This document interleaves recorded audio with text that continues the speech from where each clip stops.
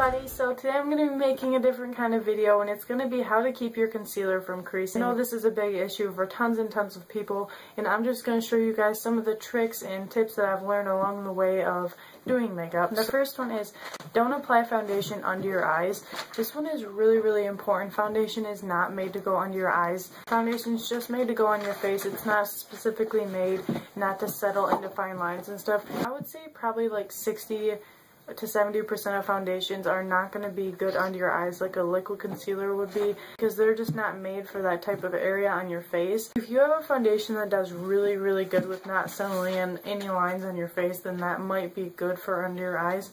But for the most part, you just want to stick for the stuff that's made to go under your eyes, and that's under eye concealers. The next thing is apply an eye cream or a moisturizer. This is so important because a lot of people don't know this, but the under of your eyes right here is one of the places on your face that get really dry, and you might not even realize it. Applying a really light moisturizer or an eye cream under your eyes will really help it from your concealer settling in your eyes and creasing. So what I do is I don't use an eye cream, but I am going to pick one up, but I just use a light moisturizer, and I put it on before I do any of my foundation, and then I let it dry, and then by the time I put on my concealer, my under eyes are really moisturized, and that'll really help it from looking cakey, from it creasing and settling in your lines. But what you really want to be careful with is not to use a heavy moisturizer, because if you use a heavy moisturizer, it's going to like do the opposite effect, and it's really going to make it crease, and you're going to think this technique doesn't work, but it does. The next thing is to use a primer. A lot of people, for some reason, when they apply their primer, they apply it like on their T-zone or all over their face in general, and they skip the under eyes, and you really don't have to do that. You can go right under your eyes with your face primer, and it'll really help fill in any fine lines, and it'll really help the lasting power of your concealer.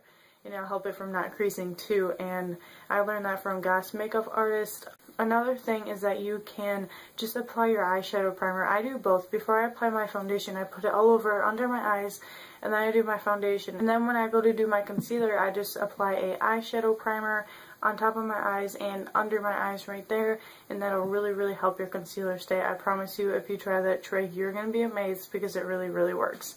You just want to make sure it's really blended in and stuff like that, and like dry before you go to apply your concealer, and you don't want to use too much. That's like the key to anything that you do under your eyes, is less is more, because if you use too much, it's really going to cake up and crease on you no matter what you do. The next thing is to make sure that you're using an under eye concealer specifically made for under your eyes, like the Maybelline Instant Age Rewind. Those are really liquidy and perfect for under your eyes, but at the same time they're really pigmented, so they're really good for under your eyes. Like, I know a lot of people use MAC paint pots and other cream stuff like that for under your eyes, and that's really not good for under your eyes. That's really going to make it crease. And if you do have to use one of those, just blend like crazy and like heat it up on the back of your hand and just try to loosen it up as much as you can, because those are way too thick to go under your eyes. You really want to use the liquid under eye concealers and leave the thicker ones for like blemishes on your face. The next thing is to use a under eye powder, but not to overdo it. I mean, you can use a powder specifically for setting your under eyes, which they do have those. e.l.f. has one that I have, and it's really nice. It's like a really fine powder, and it's really great for that. Or you can use just a normal face powder, but you really want to use a brush that's not going to cake it on, like a big fluffy brush, and just rub it across it a couple times. You don't want to cake it on, because again, that'll make it look cakey, and it'll probably, I don't know if that'll really do anything for creasing, but it'll really make it look cakey and bad under your eyes.